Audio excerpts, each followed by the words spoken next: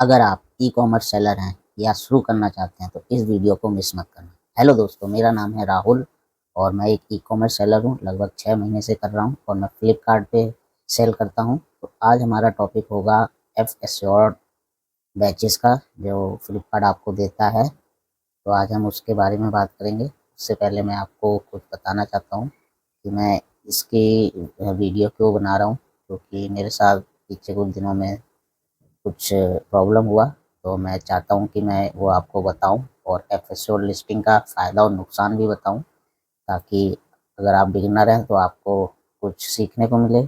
और अगर आप पहले से कर रहे हैं सेलिंग और नहीं जानते तो भी आप अ, जान सकते हैं, क्योंकि जो डेडिकेटेड वीडियो बनाता है उसको कुछ ज़्यादा पता नहीं होता। वो तो जो फ्लिपकार्ट ने बता दिया वही करता है। और मेरे साथ जो हुआ है, अब मेरे को उससे पता लग गया कि एफएसओ लिस्टिंग में क्या-क्या होता है।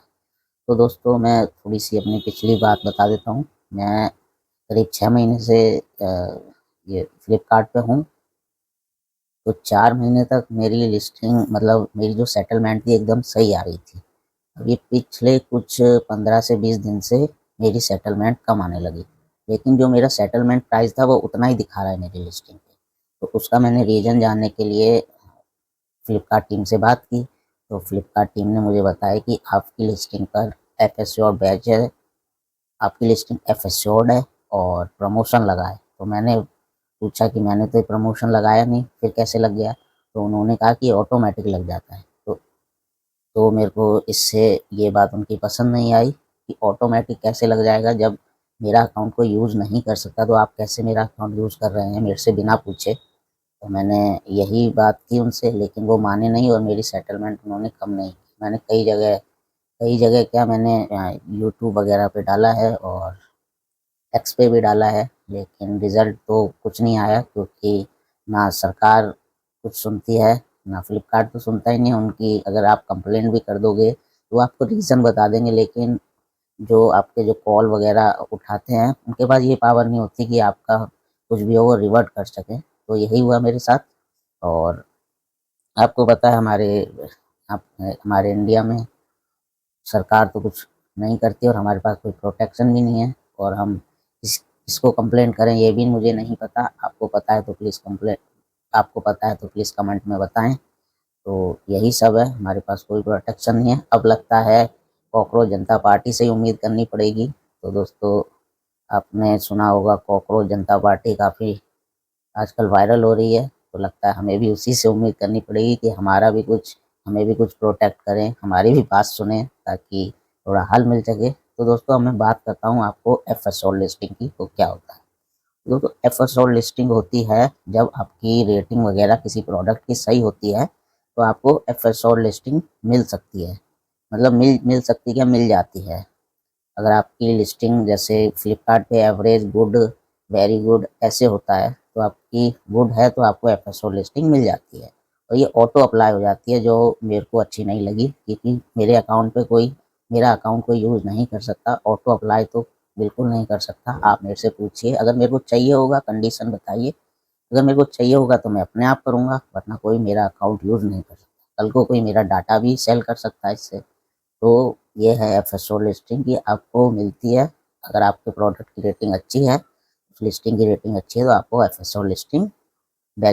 एफएसओ बैच मिल जाता है। तो ऐसा ही मेरे साथ हुआ, मेरे को भी एफएसओ कई लिस्टिंग, मतलब ऑलमोस्ट सभी में मिल गया, क्योंकि मेरी रेटिंग हर प्रोडक्ट की 4 से ऊपर है। तो ये मेरी ऑटो अप्लाई हो गई। तो मेरा जो सेटलमेंट था वो कम आया। कितना कम आया वो मैं आपको बताऊंगा। पहले मैं एफएसओ लिस्टिंग का आपको बता दूं। तो एफएसओ लिस्टिंग में फ़ायदा भी है और नुकसान भी है। तो फ़ायदा क्या है? अगर आप अगर आपका एफएसओड है तो फ्लिपकार्ट ज़्यादा से ज़्यादा आपका लोग देखते हैं उसे, और व्यू में ज़्यादा आता है। और एफएसओड होगा तो ऑब्वियस सी बात है, लोग देखेंगे अरे ये तो एफएसओड है, मतलब फ्लिपकार्ट की गारंटी, एक तरह से गारंटी हो गई। तो यही है एफएसओड।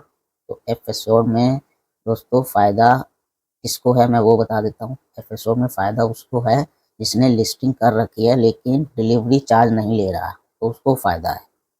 जैसे आपका प्रोडक्ट ₹200 का और आप 180 में बेच रहे हैं, और आपकी जो भी सेटलमेंट आ रही हो 180 के हिसाब से, तो वो आपको फ़ायदा है। अगर आपने प्रोडक्ट को 200, जैसे आपका 200 है, 180 में बेच रहे हैं और 60 रुपये आपने डिलीवरी चार्ज लगा दिया, यही कस्टमर से लेंगे, तो आपको उसमें नुकसान है।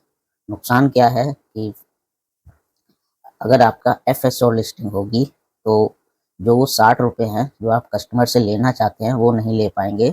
आपको, जैसे आपने 180 है उसमें आपकी सेटलमेंट 140 हो गई, तो उसमें से ही आपका डिलीवरी चार्ज कटेगा, कमीशन कटेगा, फीस पता नहीं क्या क्या कटता है। ऐसा ही मेरे साथ हुआ। मैं आपको एग्जांपल के तौर पे बता देता हूँ। मेरा एक प्रोडक्ट है, उसकी MRP 200 रुपये है, उससे ज़्यादा मैं बेच नहीं सकता क्योंकि वो ब्रांडेड प्रोडक्ट है। तो उसको मैं बेच रहा था वन तो मैं उसको बेच रहा था 180 पे और 60 रुपये में डिलीवरी ले रहा था। तो मेरा सेटलमेंट आ रहा था करीब 181।